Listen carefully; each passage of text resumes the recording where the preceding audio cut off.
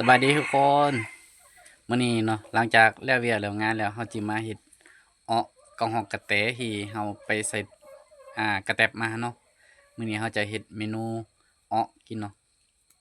ตัวนี้ก็นึ่งข้าวรอทานเนาะนึ่งข้าวแล้วเฮาก็จะเฮ็ดอ้อกระแตเฮาเตรียมเครื่องออกนี่เป็นเครื่องที่เฮาจะเฮ็ดอ้อเนาะเป็นตำหัวหักบัวขิงเคยหมักเผ็ดข้าวเบื่อนี่ใส่น้ำแล้ว เตรียมรอเนาะหลังจากนึ่งข้าวแล้วเราก็จะเฮ็ดออกกินเนาะเดี๋ยวเราจะฝักตอนของกระแตก่อนเนาะตอนนี้ยังบ่ทันได้ฝักเถอะนี่อันนี้เป็นของกระแตที่เราเฮ็ดอย่างแห้งไว้เนาะนี่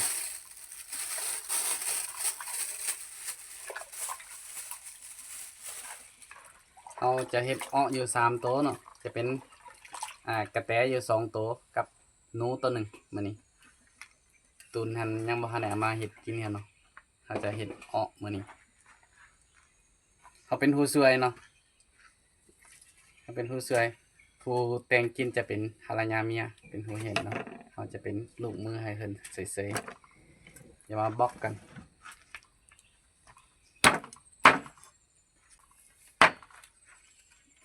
นี่เอาสิหาเลยเนาะคนตีนบ่เอา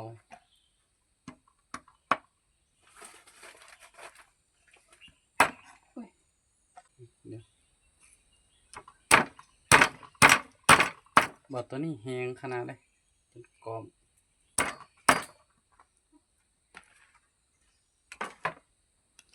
เรียบร้อยเนาะคนเฮ็ดตอนใหญ่ๆเลยนี่ตอนใหญ่ๆเลยตอนนี้เฮาก็นึ่งข้าวเรียบร้อยเนาะปรุงเรียบร้อยละใส่แอร์ไว้ละเตรียมเฮ็ดเมนูอ้อกระแตมันกำลังปรุงแต่งอยู่นี่เนาะเครื่องมือเครื่องผสมกับที่เฮาจะอ้อเนาะอันนี้ก็ใหม่ๆสดๆเก็บจากสวนเฮาเลยมะหิกมะเขือผักชี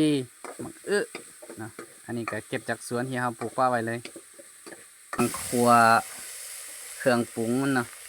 เฮ็ดให้มันหอมมันแซ่บคั่วหลังจากสุกแล้วเฮาก็แม่นเอากระแตมาใส่คั่วผัดให้มันหอมมันสุกหลังจากนั้นเฮาจึงเอาน้ำมาเติมจังหน่อยตอนนี้ก็เกียมเครื่องของที่จะเอามาใส่เครื่องเหมือนมันเนาะซอยมะเขือมะแข้ง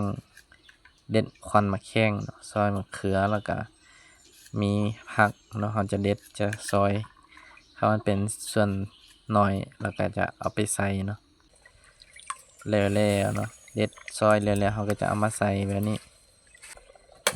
ใช่หลังจากใส่แล้วเขาก็คนให้มันสุกให้มันเปื่อยเนาะเขาจะหลังจากนั้นเขาจะคนปะไว้จังหน่อยเนาะให้มันเปื่อยนี่ตอนนี้ก็เริ่มเปื่อยแล้วแต่ละอย่างก็ได้เริ่มฟดเบาๆแล้วกลิ่นหอมละหลังจากนั้นเนาะเขาใส่เครื่องมะเขือมะแข้งอย่าง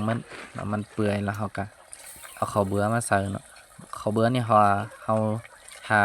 มันสุกเมื่อเขาจึงมาใส่เนาะถ้าใส่ก่อนแล้วมันจะแข็งเนาะนี่ถ้าใส่แล้วก็คนเนาะแบบหนึ่งรอสุกตอนนี้ก็โอเคแล้วเนาะมันจะสุกละเอาคนนี่ข้าวเบื่อมันก็สุกแล้วแข็งละน้อยเขาก็ปรุงเนาะสำเร็จเรียบร้อยเนาะเมนูอ้อกะหอกกระแตเฮานี่ผักกาดกะฮักที่เฮาปลูกเองเนาะเก็บมาใหม่ๆสดๆเลยเป็นผักกับเมนูอาหารมื้อนี้ก็มีแจ่วแล้วก็มีปลาฮู้แดงเนาะปลาฮู้คือกินวันว่าบ่ทันหมด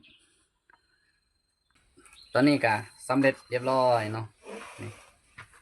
เดี๋ยวเวลากินเนาะเดี๋ยวจะชิมมือกันว่าแซ่บหรือบ่เนาะสีมือของเมียเนาะแซ่บบ่แซ่บก็คือแซ่บ